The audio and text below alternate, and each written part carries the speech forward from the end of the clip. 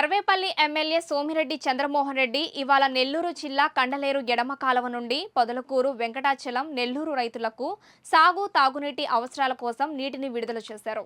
తమ ప్రభుత్వం రైతు పక్షపాత ప్రభుత్వమని ఆయన తెలిపారు.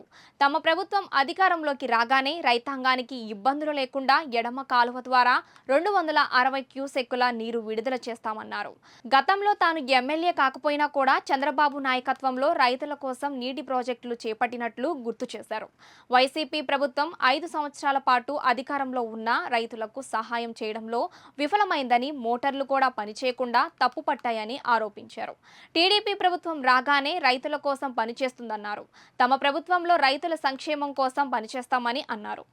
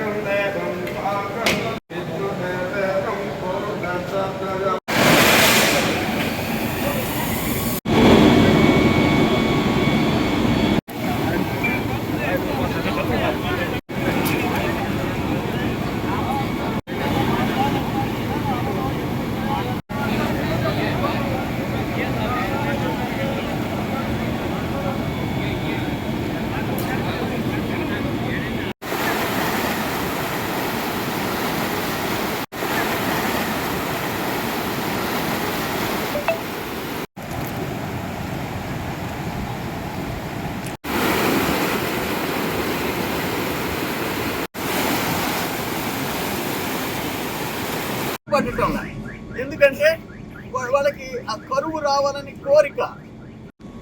అయినా జనం కోసం బతకాల, ఓట్ల కోసమే కాదు, ఓట్ల కోసం కాదు, జనం కోసం బతకాల, ధనం కోసం కాదు.